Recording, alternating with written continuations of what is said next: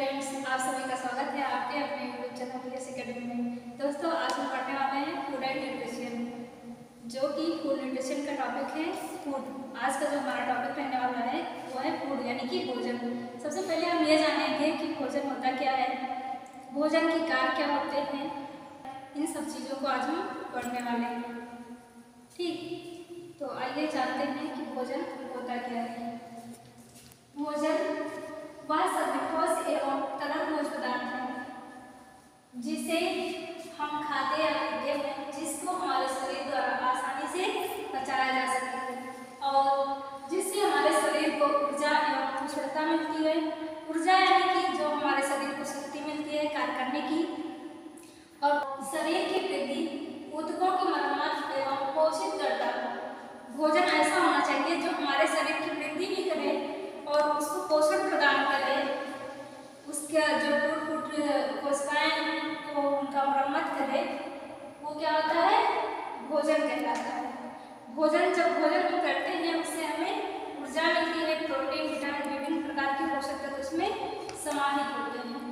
दूसरे शब्दों में भोजन वह ठोस एवं द्रव पदार्थ है जिसको ग्रहण करने के पश्चात उसका हमारे शरीर में पाचन, अवशोषण और परिवहन होता है।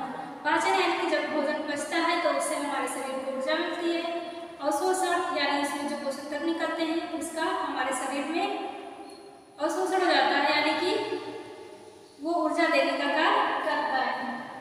शरीर में पाचन, अवशोषण, परिवहन हो सके तथा जो शरीर को स्वस्थ रखने में मदद करे उसे आहार कहते हैं। इसके बाद आता है हमारा अगला पॉइंट, आहार। आहार कितने प्रकार के होते हैं? आहार मुख्य रूप से दो प्रकार के होते हैं, संतुलित आहार और असंतुलित आहार। तो संतुलित आहार कैसा होता है और असंतुलित आहार कैसा होता है?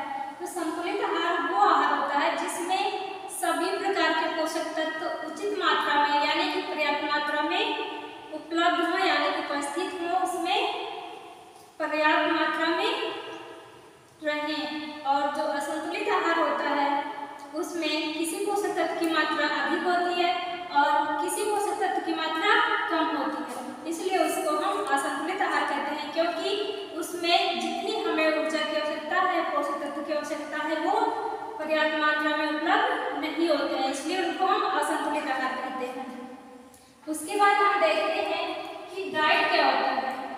डाइट यानी कि एक व्यक्ति की डाइट क्या होती है, कितनी होती है, जिसको हम आहार भी कहते हैं। एक व्यक्ति का आहार क्या होता है?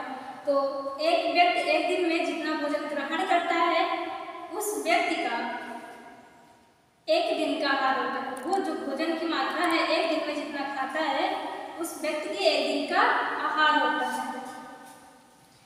एक व्यक्ति एक दिन में जितना भोजन ग्रहण करता है, भोजन की वह मात्रा उस व्यक्ति का एक दिन का आहार होता है। ठीक, इसके बाद हम देखेंगे भोजन के कार्य। भोजन के कौन कौन से कार्य होते हैं?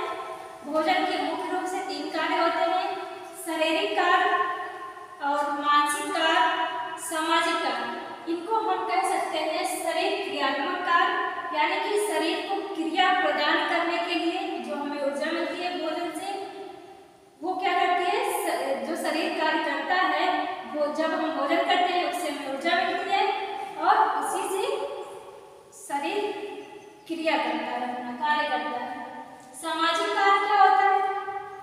सामाजिक कार्य, भोजन का सामाजिक कार्य जो होता है वो विभिन्न अवसरों पर हम समाज को इनवाइट करते हैं, अपने रिलेशन को इनवाइट करते हैं, जैसे होली, दिवाली हुआ या कोई फंक्शन घर में पड़ा, तब हम समाज को इनवाइट करके और उनको भोजन कराते हैं। ये होता है सामाजिक कार्य, भोजन की सामाजिक कार्य। और मनोवैज्ञानिक कार्य क्या होता है या मानसिक कार्य क्या होता है? जो भोजन हम समाज को करवा रहे हैं या अपने रिलेशन में किसी व्यक्ति को इनवाइट करके उसको भोजन खिला रहे हैं, उससे हमें कितना संतुष्टि मिलती है, हमारे दिमाग को कितना संतुष्टि मिलती है कि हाँ, मैंने उनको कैसे मतलब खाना खिलाया, भोजन कराया।